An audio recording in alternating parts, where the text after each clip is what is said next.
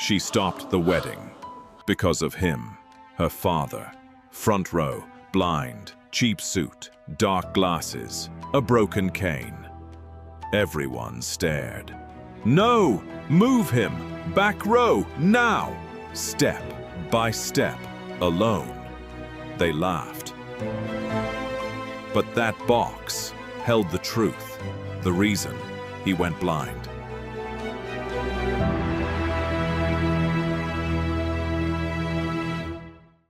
The wedding was supposed to be perfect. White roses, crystal chairs, a private country club, a string quartet playing softly under golden lights, and Vanessa Whitmore had planned every inch of it. The dress, the flowers, the aisle, the photos. Everything had to look expensive. Everything had to look clean. Everything had to look flawless. Then she saw him, front row, left side, her father, Thomas, 60 years old, wearing a cheap gray suit that didn't match, scuffed shoes, a loose tie, and thick black sunglasses. Inside the ceremony hall, Vanessa stopped walking. Her smile disappeared. The photographers lowered their cameras, and in front of everyone, she pointed at him. "What is he doing there?" The coordinator froze. Vanessa's voice got sharper. "He cannot sit in the front row." Her father slowly turned his face toward her voice. He smiled gently, like he was proud, like he didn't understand what was coming. Vanessa stepped closer. Her wedding dress whispered across the marble floor. Then she said it, loud enough for the bridesmaids to hear, loud enough for the groom's family to hear, loud enough for her father to hear. "He's ruining the aesthetic." Thomas's smile faded, just a little, but he didn't speak. Vanessa looked at the coordinator. "Move him," and the entire front row went silent, because no one knew why Thomas was wearing those sunglasses, and no one knew what he had lost to buy that dress. Thomas didn't argue. He didn't defend himself. He didn't ask why. He just lowered his head and reached for his cane. His hand shook, not from age, not from embarrassment, from pain. A burning pain behind his eyes, so fresh, so cruel, that every bright light in the room felt like fire. He had gone blind only 2 months earlier. He still counted steps, still touched walls, still turned his head toward familiar voices, hoping the darkness would answer back. The coordinator took his arm, gently, almost apologetically. "Sir, this way." Thomas nodded and stood. The chair scraped softly. That tiny sound felt louder than the music. He stepped out of the front row. One slow step, then another. His cane tapped against the marble. Tap, tap, tap. Every guest watched him move backward, past the relatives, past the groom's friends, past the decorated aisle, past the life he had spent 35 years trying to give his daughter. Vanessa looked away, like his shame was inconvenient, like his blindness was bad lighting, like his cheap suit was the only ugly thing in the room. But Thomas kept smiling, a broken smile, a father's smile, the kind that says, "I'm still happy to be here, even if you don't want me close." He reached the last row, sat down carefully, and held a small velvet box in his lap. He pressed it against his chest, like it was the only thing keeping him together. Because inside that box was the truth Vanessa had never bothered to ask. The ceremony continued. The music started again. Guests shifted in their seats, pretending they hadn't just watched a daughter bury her father in the back row. Vanessa took her place at the aisle. Her groom, Preston, waited under the floral arch. His family sat proudly in the front, polished, perfect, powerful. His mother, Evelyn, leaned toward him and whispered, but not quietly enough, Well, at least the trailer park DNA is in the back now. A few people laughed, small laughs, nervous laughs, ugly laughs. Vanessa heard it, and instead of stopping her, she smiled. Then she leaned toward Preston. "I told you I shouldn't have invited him." Preston gave a cold little smirk. "Just focus on the photos." The photos. That was what mattered. Not the man in the back row, who had worked double shifts for 20 years. Not the man who missed dinners, missed birthdays, missed sleep. So Vanessa could have dance lessons, college tuition, and a wedding dress fit for a magazine cover. Thomas heard pieces of it. Not all, but enough. He heard the word back. He heard the laughter. He heard his daughter's voice and the silence after it. Still, he clapped when the music swelled. Still, he turned toward the sound of her footsteps. Still. When Vanessa reached the altar, Thomas whispered into the dark, "You look beautiful, sweetheart." But no one heard him. No one, except the woman sitting beside him. And she noticed his hands were bleeding from gripping the velvet box too tightly. At the reception, Thomas sat in the darkest corner of the ballroom. Not because he wanted to hide, but because the light hurt. Every chandelier felt like a needle. Every camera flash felt like someone striking a match behind his eyes. So he sat still, hands folded, cane beside his chair, velvet box on his lap. He listened. That was all he had now. The sound of glasses clinking, the sound of expensive laughter, the sound of his daughter's voice floating across a room that no longer had a place for him. Vanessa never came over, not once. Not to ask if he was okay, not to ask why he wore sunglasses, not to ask how he got there, not to ask why his hands trembled. She danced, she posed, she smiled. She made sure the photographer captured her good side. And Thomas sat in the dark, smiling toward every sound she made.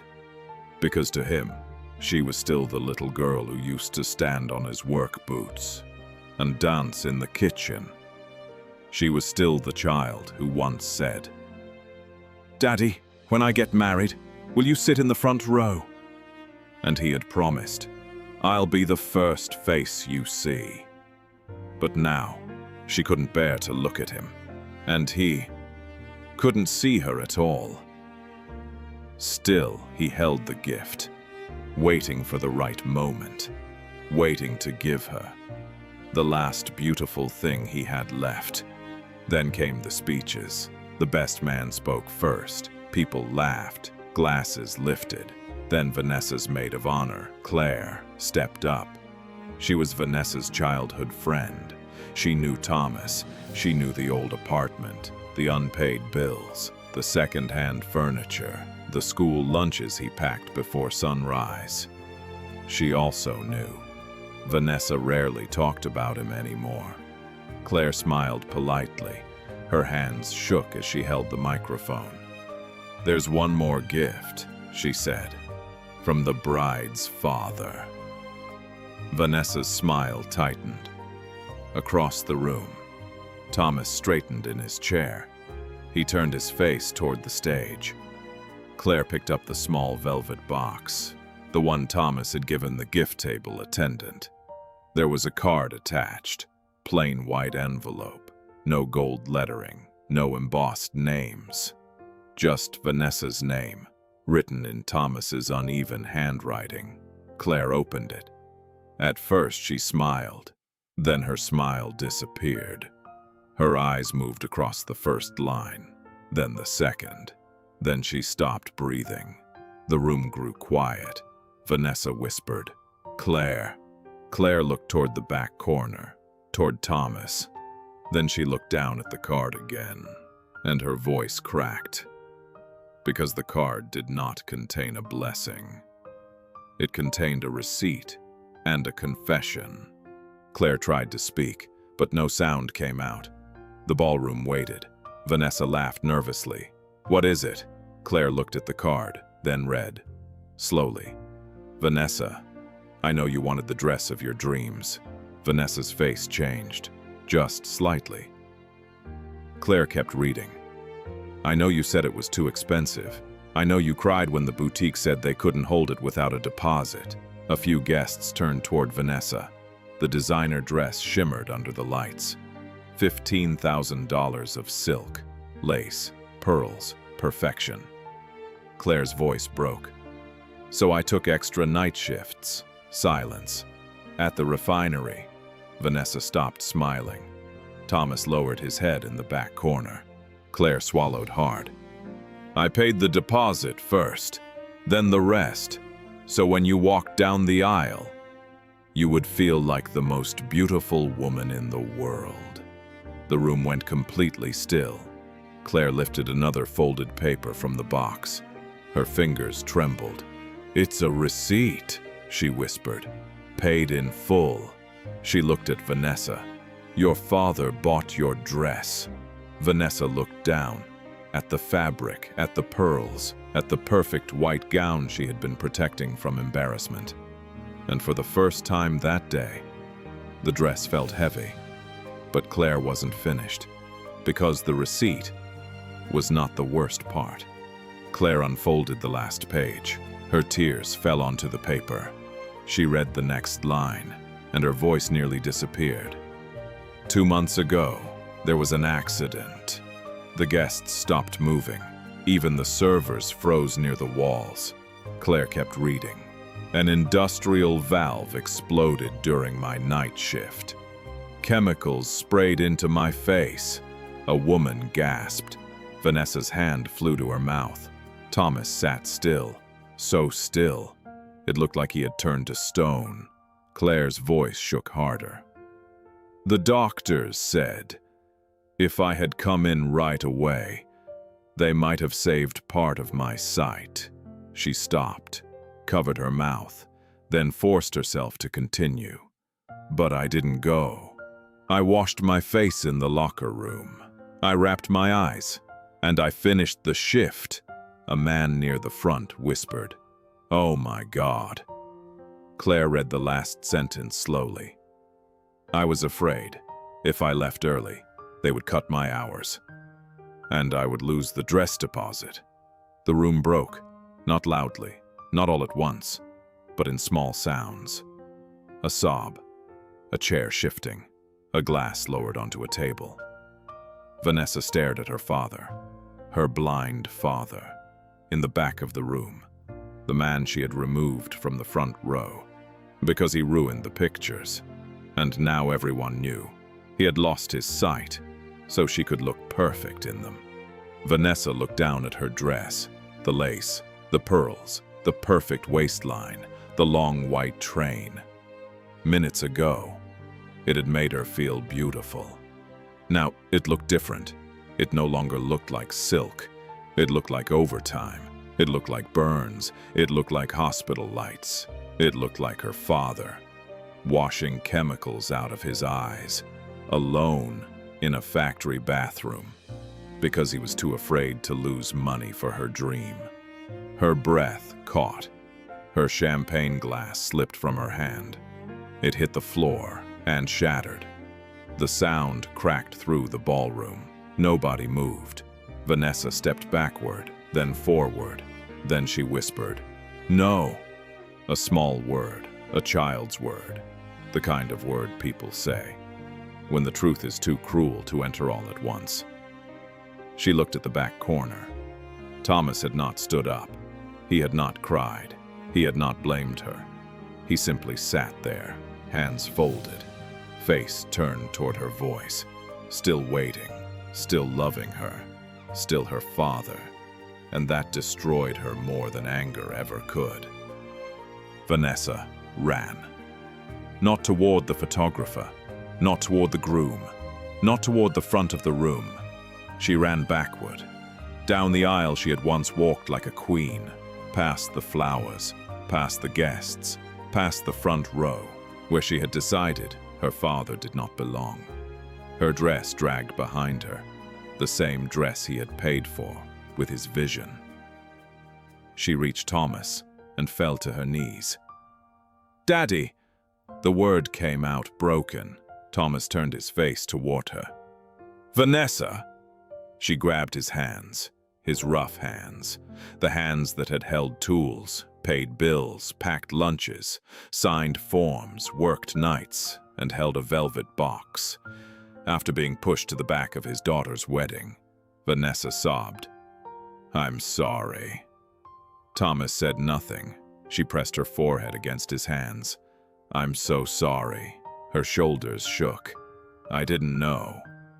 Thomas gently lifted one hand and touched her hair, the way he had when she was little. Then he whispered, "I didn't want you to know." Vanessa looked up, destroyed. "Why?" Thomas smiled through the darkness. "Because it was your wedding day." And that was the moment the room truly understood what kind of love they had just witnessed. The groom's mother looked away, the same woman who had whispered, "Trailer park DNA." Now she couldn't meet Thomas's face. Preston stood frozen, his perfect smile gone, his perfect family silent. Because money could buy that ballroom, money could buy the flowers, money could buy the champagne, but it could not buy what Thomas had given. One guest stood, then another, then another. Not for Vanessa, for Thomas.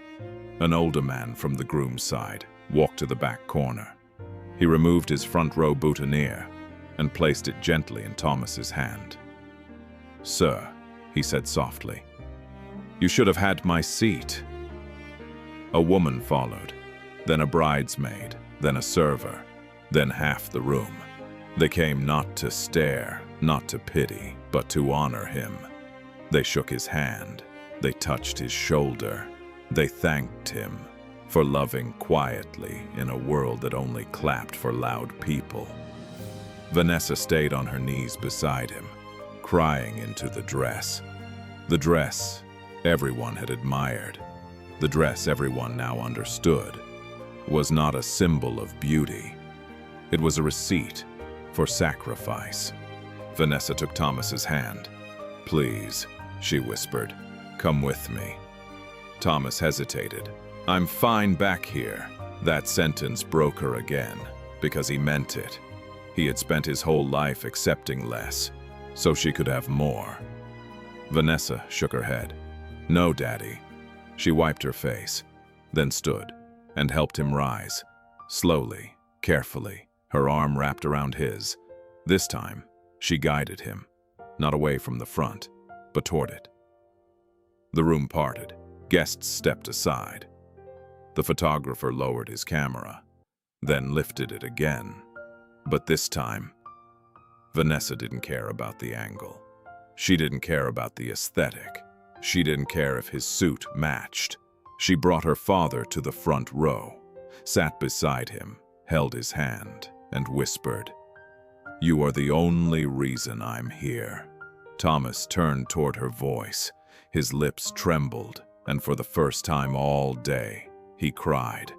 Not because he was blind, not because he had been humiliated, but because his daughter had finally seen him. People spend fortunes trying to look beautiful. The dress, the suit, the venue, the flowers, the perfect photo, the perfect smile. But sometimes, the most beautiful thing in the room is the person everyone is trying not to notice. The father in the cheap suit, the mother in the old coat, the worker with tired hands, the one who stays quiet. Because love does not always announce itself. Sometimes love works nights. Sometimes love hides pain. Sometimes love sits in the back row, holding a gift, after being told it does not belong. Vanessa learned that too late, but not too late to kneel, not too late to cry, not too late to hold the hands. That had built her life.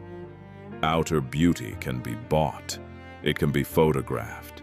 It can be praised. But inner beauty is rare It is paid for, with sacrifice, with silence, with suffering, and sometimes with the eyes of someone who loved you enough to lose sight of the world, just so you could feel seen.